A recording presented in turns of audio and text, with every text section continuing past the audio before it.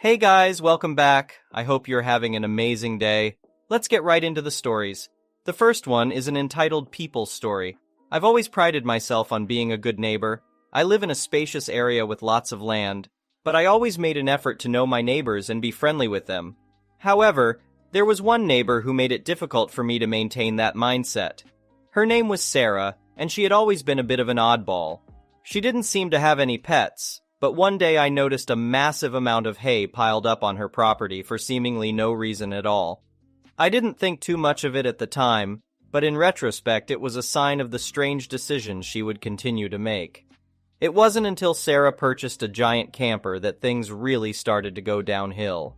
At first I thought that maybe she was planning to take it on a long vacation, but instead it just sat on her property, unused. Then one day I saw her driving it onto my property and setting up camp.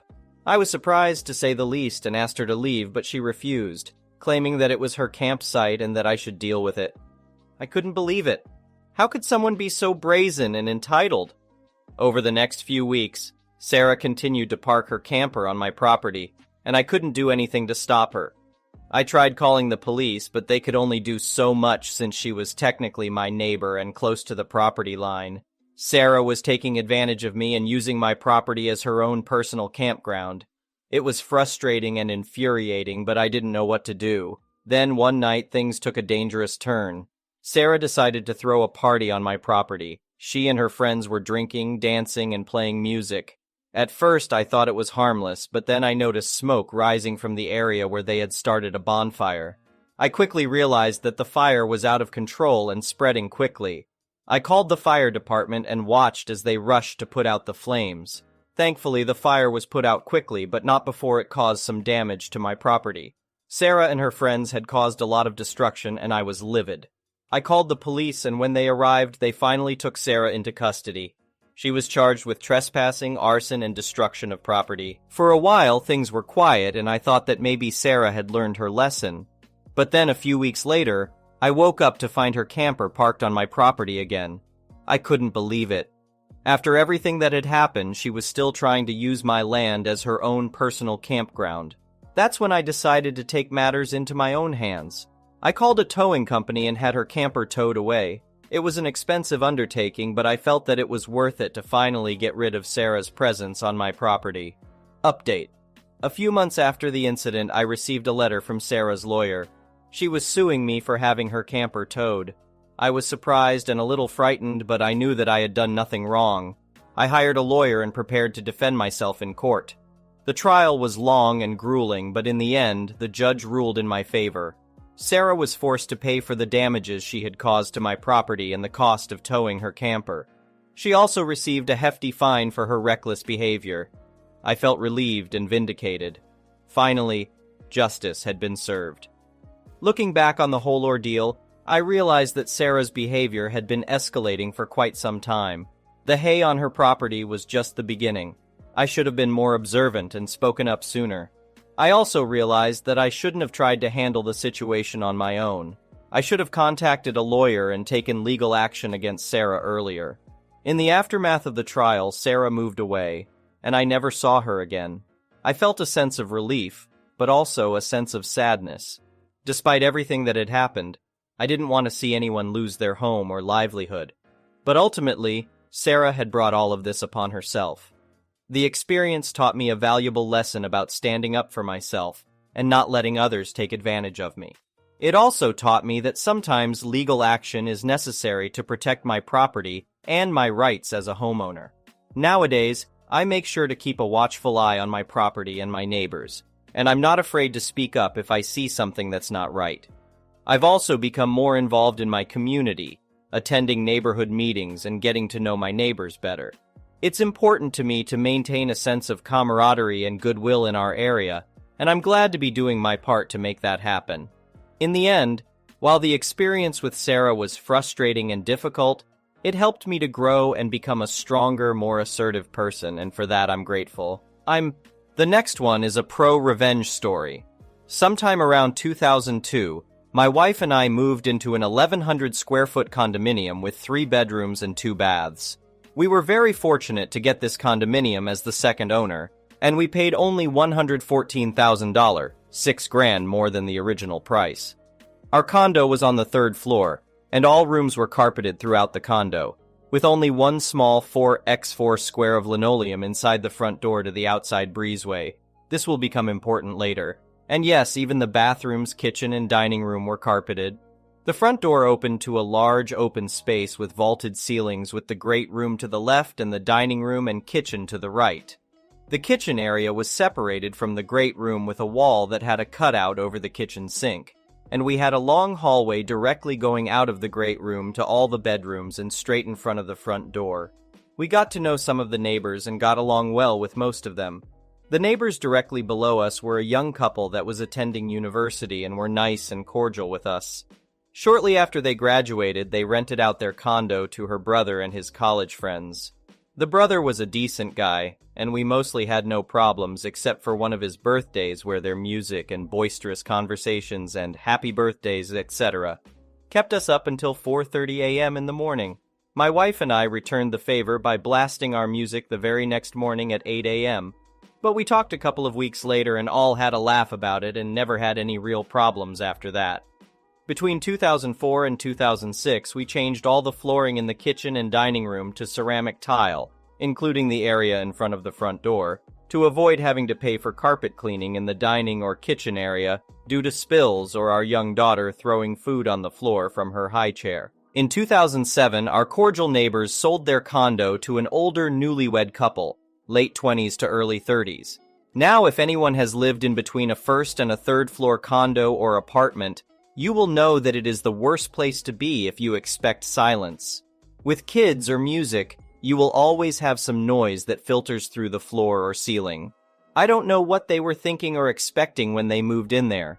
I was blissfully unaware that the condo had been sold until one day about a month later, I brought home a powered subwoofer and hooked it up to my home theater sound system around 6 p.m.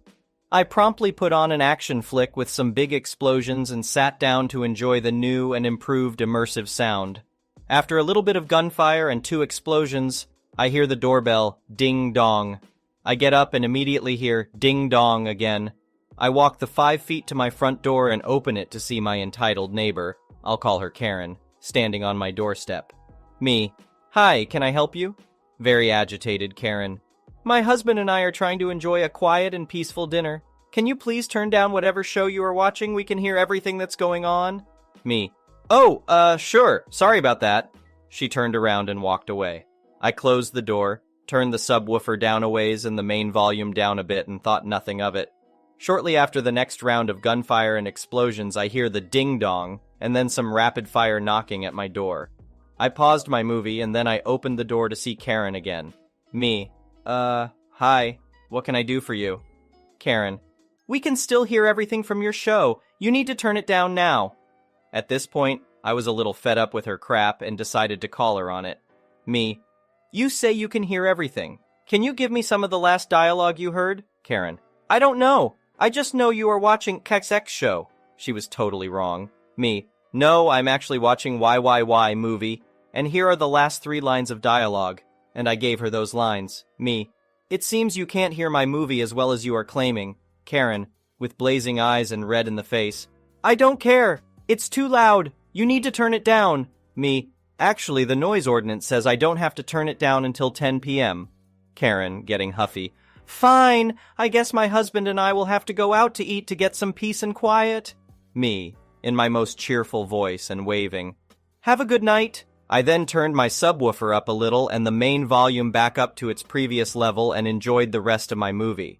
The neighbors did end up going out that night for dinner or whatever. At our next HOA meeting, Karen stands up and complains long and loud about the noise, how she can hear kids jumping on the carpeted floor, we had a 4-year-old, and crying, we had a new baby, and hear us walking up and down our hallway and hear our music and movies and TV shows, and how the Hispanic neighbors on the first floor play their music on Saturday mornings so loud they can't sleep in and argue so loud they can hear every word, etc., ad nauseum. This went on for 6 months. Every time she complained, the HOA told her, if it's between the hours of 8 a.m. to 10 p.m., we can do nothing. If it's after 10 p.m. and before 8 a.m., you can call the police. And then the HOA would send out a letter by US mail asking everyone to be cognizant of their neighbors and laying out the local city noise ordinance. I finally stopped attending the HOA meetings after month 3 of the same bullcrap. She never failed to visit at least once or twice in the week after these notices, and twice she taped them to my door. I also learned during this time that they were members of our church and had actually been assigned to visit us each month. They never did. Cue the pro-revenge. Around the 6-7 month mark of her constant complaints and harassment, and even a couple of visits from some very apologetic police officers after 11 p.m. at night, they said they could hear nothing outside of my condo door. We decided to upgrade our flooring. We knew this would inflame our entitled neighbor, but we didn't care as we were tired of the constant stream of complaints from them. We chose to extend the entry tile all the way from the front door, down the long hallway to the master bedroom door, and we wanted to tile the bathrooms as well. We also went with a light coffee-colored bamboo hardwood in our great room. So demolition first. We tore out the carpet and tack strips and pried the base molding trim off the walls. As I'm removing the last of the nails from the walls and subfloor, about noon on a Saturday, wouldn't you know it, bang, bang, bang from the front door. Me. Yes? Karen, can you keep it down? I'm trying to have a pampered chef party. Me. Sure. I promptly finished pulling or driving in nails, and then proceeded to bang my hammer all over the subflooring like I was driving loads of new nails for the next hour, and made sure to turn on my stereo to the local hard rock station and turn it up for the next 4 hours. FYI, the one Saint Floor neighbors were already blaring some great mariachi music. They did this every Saturday and Sunday as they cleaned their condo from top to bottom. We then rented a hardwood floor nailer that, in addition to compressor noise and too loudly driving a nail into the flooring and subfloor, also had to be struck with a large dead blow hammer. Bang, bang, bang. It took us 2-3 days to install the coffee-colored bamboo hardwood flooring in the great room, and we were sure it was driving Karen absolutely batty.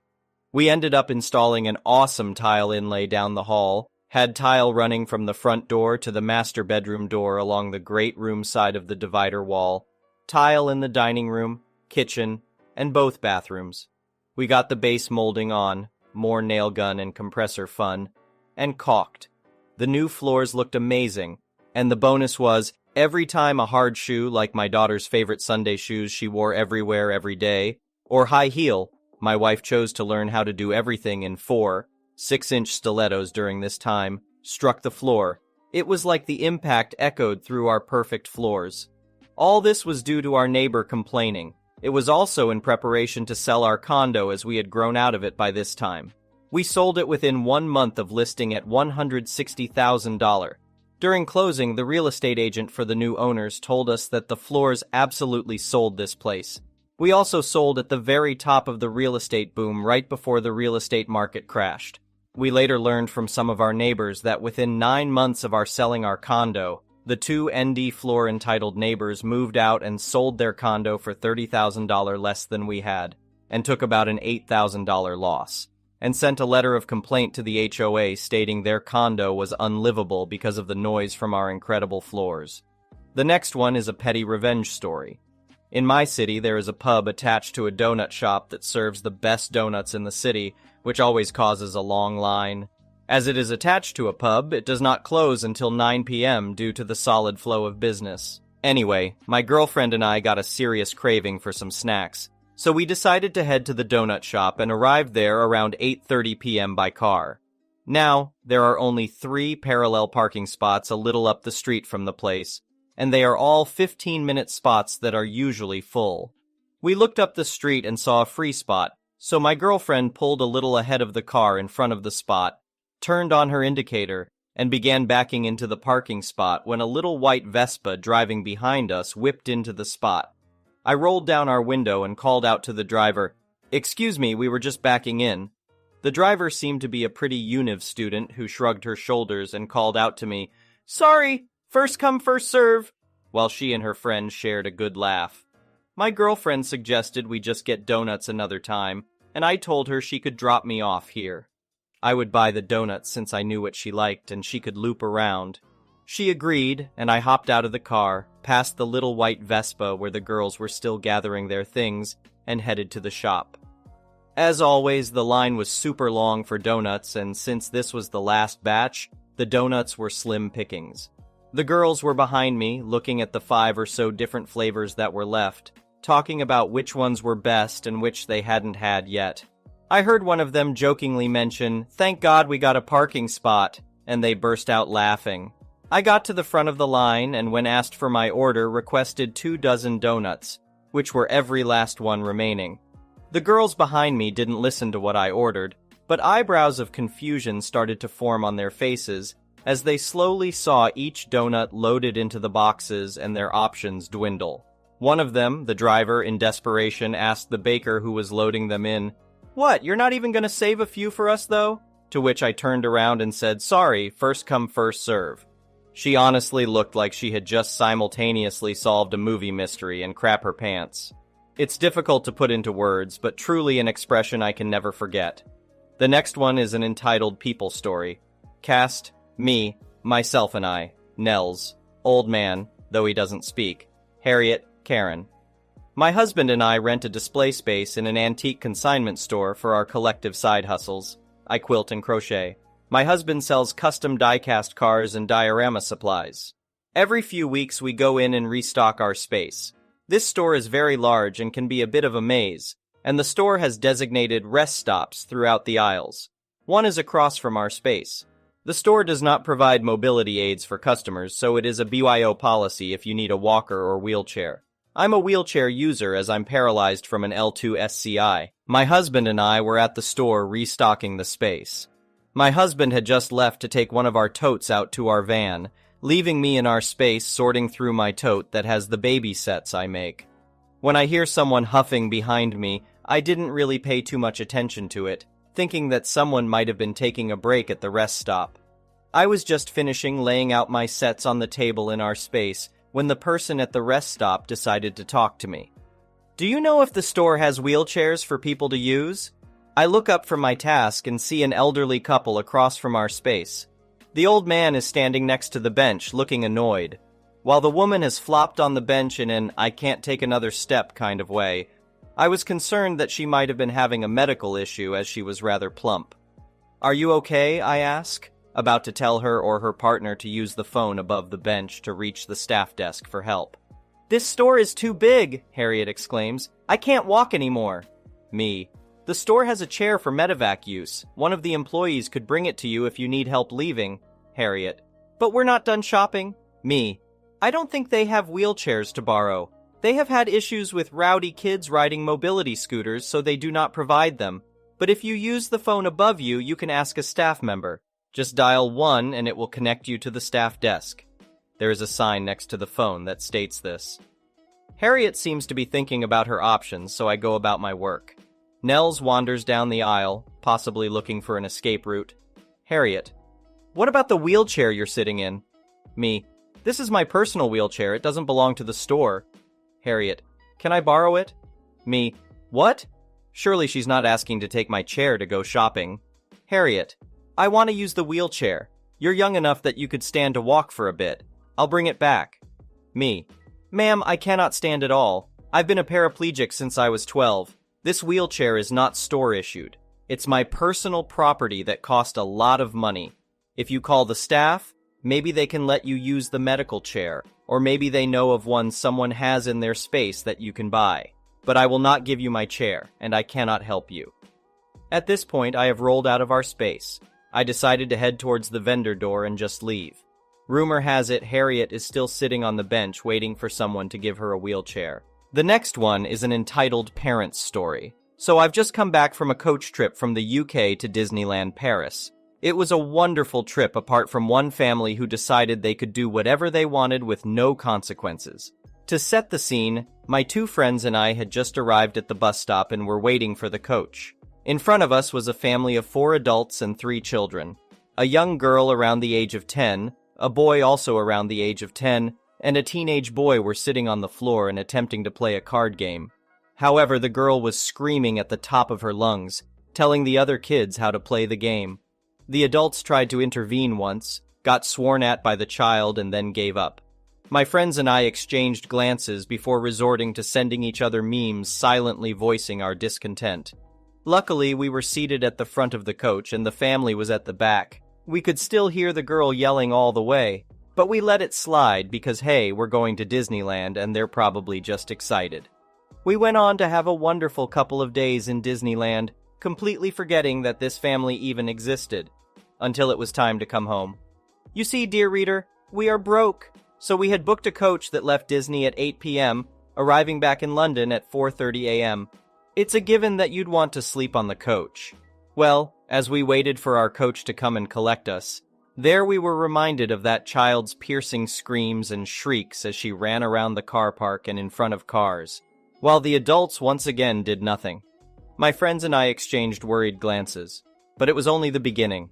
Once on the coach, people started pulling out neck pillows and blankets, ready to attempt to sleep, but not that family. They talked loudly about their trip and complained that the coach driver hadn't put the radio on for us.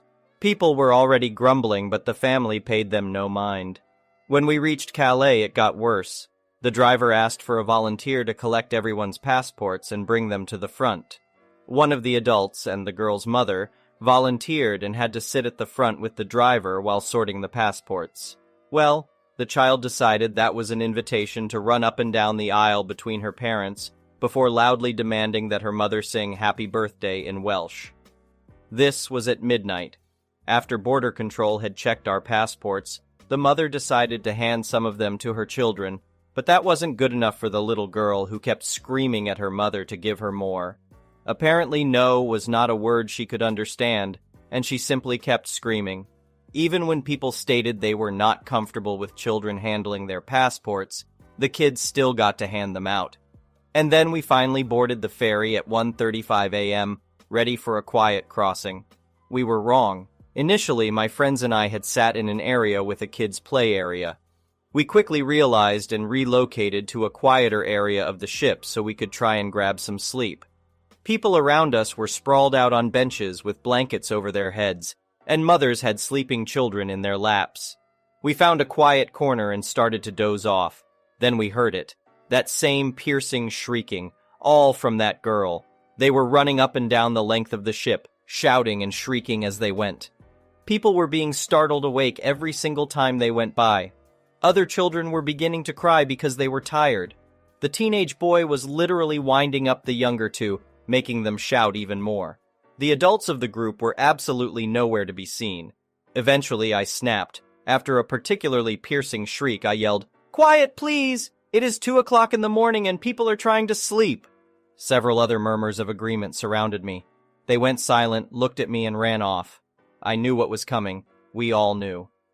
In marched one of the adults. Not the mother, just another one of the adults. "What did you say to the kids?" she demanded, loudly of course. "I said quiet, please. There are people trying to sleep." I gestured to the people groggily emerging from their blankets to see what the commotion was. "If you've got a problem, speak to an adult. Don't shout at kids." "Well, where were you?" "Down there," she points. "They were at the opposite end of the ship. So why weren't you with them? They're hyper. Kids are going to be hyper. Again, it's 2 o'clock in the morning and people are trying to sleep." "You should have come and talked to us." "How was I supposed to know who you were or where you'd be?" "Whatever, just don't shout at kids." And then they left. Was it the end? Oh no, they continued their shrieking and running. When we attempted to find the adults as they had requested, they had moved and were nowhere to be found again. The girl also tried to stare me out a couple of times. I think she was trying to intimidate me, which is laughable. Eventually, the ferry trip came to an end, and I waited until the last possible second to get back on the coach so that they wouldn't have to walk past me. I was thanked several times by fellow ferry passengers in both French and English for my attempts to shut those kids the hell up. I do wonder how much of a problem it would have been if I woke their kids up at 2 a.m. Thank you for watching. I would really appreciate it if you could like the video and subscribe to our channel if you haven't already.